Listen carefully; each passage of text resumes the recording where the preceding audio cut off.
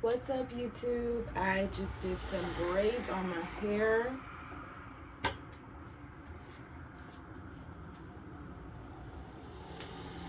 And I thought you guys would love them. So, if you want to know how to get this look, and I literally did it at home by myself, the braiding hair cost $6. The jam was like $4. And I bought some shells, which I haven't used, but those were like another $2. So all in all, I spent probably like $12, and my hair will be done for a couple months. So honey, if you're trying to get this look quick and easy, then keep watching.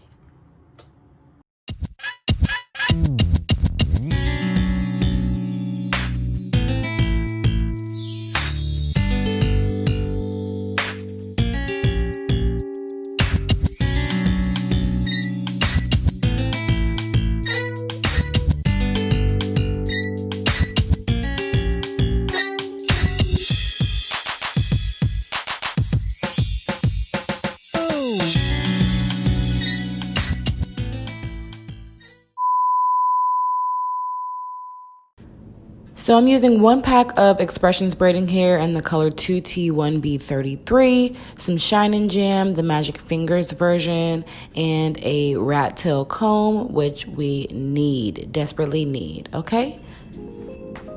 Now I already have my hair sectioned out. As you can see, the back section is what I'm gonna start braiding first. The top half is what is gonna be the cornrow style braids, and the middle is going to be the feed-in style braids. So I'm just cleaning up this part back here and getting it nice and straight so that way it looks clean and even and professional. And I'm a perfectionist, so I'm gonna stand there and make sure the line is as possibly straight as I can get it.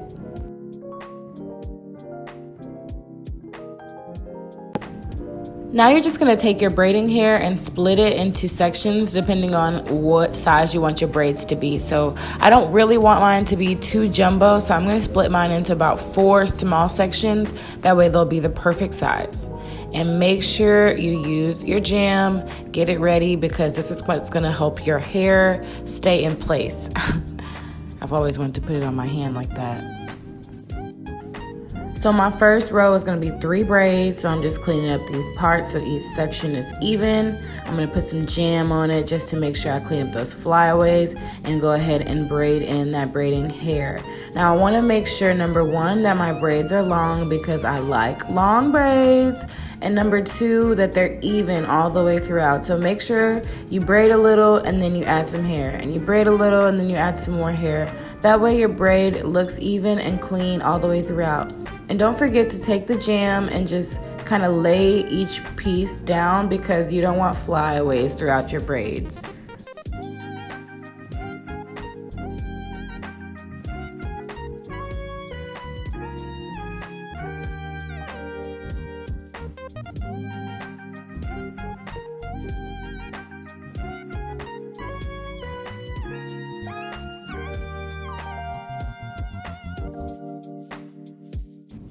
So we're gonna kind of just speed through this really quickly, but you get the gist. You're gonna continue those last 2 sections right there and then braid them up.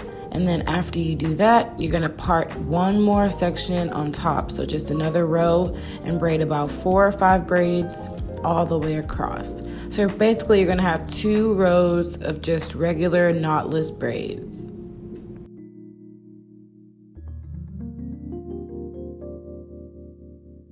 So now that my first 2 rows of braids are done, I'm going to start the 3rd row of braids, which is going to be the feed-in style braids. So these braids should be parted a little bit higher so that you have more room to braid down and give it that feed-in look that you're going for. So you'll see in just a second, I'm going to basically cornrow the top part down and then add the hair at the bottom so that it gives it that length and fullness.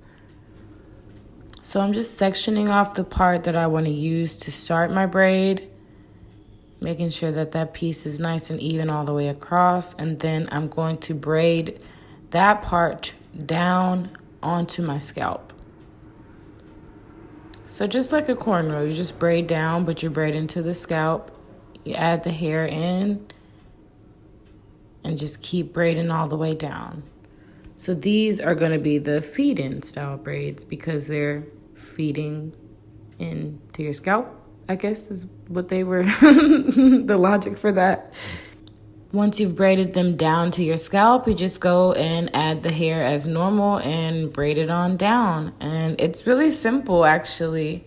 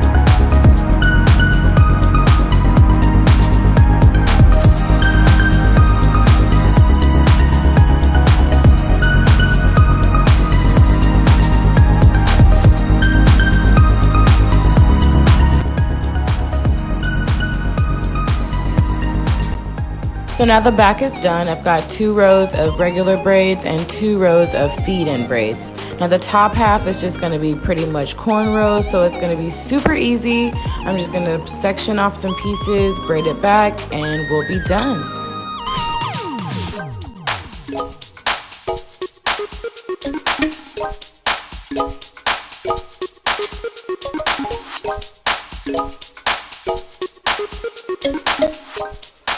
So I'm going to start with the braids by my ears. I was going to make them a little bigger, but if you can see, there is a line over there and it's apart. So I kind of want to make everything look even and clean. So that braid will be pretty small, but it'll look good because it's neat and even and it's lined with the other one.